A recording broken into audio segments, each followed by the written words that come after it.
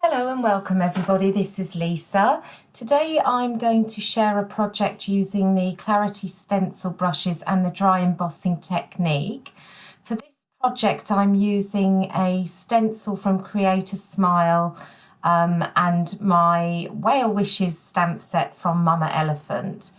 And I'm going to start off by dry embossing the stencil onto a piece of A2 Nina Solar White card. So your sandwich will be different for doing this technique depending on what machine you've got. But for the big shot I'm using tab 2 and an extra shim and the silicone rubber mat.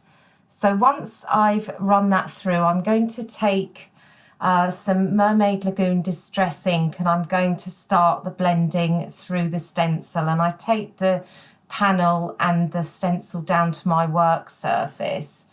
And as you can see, I've got a piece of paper to the side and I'm just tapping off some of the ink after I dab it onto the brush to try and alleviate any potential brush strokes that I may get with this technique. So as you know, if you use a Ranger blending tool, you can actually get quite a lot of marks if you're not too careful with your blending, and you do get less with the clarity brushes, but you still can get some. So it's always better to tap off excess ink and add rather than try and get rid of the marks. So I've left this in real time so that you can see how long it takes to build up the colour onto the stencil. And I probably should also just mention that when I take the stencil down, I taped it so that it sat back within the impressions on the cardstock that I'd made with the dry embossing technique. So it kind of just slots back in, and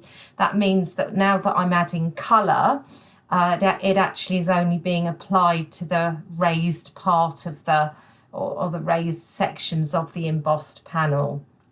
So as I said, I've left it real time so you can see how long it takes. It really actually doesn't take that long to build the colour up, and I keep checking underneath just to see what it looks like until I feel that I'm happy with the result. And I'm going to just speed it up a little bit here while I add the next colour, and I've used cracked pistachio because they blend quite well together, these two colours. And I'm just gonna keep on adding and keep on looking until I'm happy with how it ends up. And I sort of wanted a tropical sea, but a soft tropical sea colour scheme, so that's why I went with those two colours. And now what I'm going to do is cut an aperture into the panel, and I used a stitched circles die for that, and I just set that to one side. And I take my card base, this is an A2 card base, and what I now do is draw a pencil circle onto the base just so that I can see where I need to add my next lot of ink for blending. So I'm going to have just a little scene with the orcas behind, and I do some really soft blending on this part of the card because there's already colour on the front panel, so I didn't really want a lot behind the whale. So I take tumbled glass, it's a really nice soft blue, and I'm just adding that sort of gently onto the back. And now I'm going to stamp the two little whales from the set, and I just fussy cut those out. I don't have the dies for this set, and it doesn't actually really matter because they're really easy to cut out. And as you can see, it doesn't take that long for me to do them, and then they're all ready to pop back on. So I add some double-sided foam adhesive to the back of these, and I set them onto the panel so it looks as if they're jumping out of the water, and I'm going to come to that bit of the video in a minute.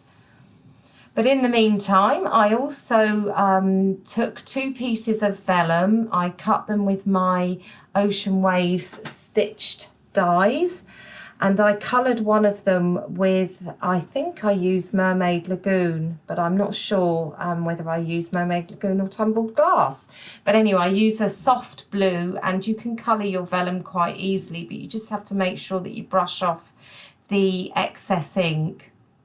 So I coloured one of the panels and left the other one white, and I'm going to now adhere them to the aperture using a wet adhesive. I think it works. Actually, you can use a tape as well, but I like to use the wet adhesive for this, and you can't see it anyway. And then I just add some double-sided tape to adhere the panel down and cut off the excess of the panel. So the panel is almost ready for me to just start building the rest of the card. And this is where I add the foam, double-sided foam tape to the orcas, and I just pop them onto the panel so that it looks like they're jumping out of the water.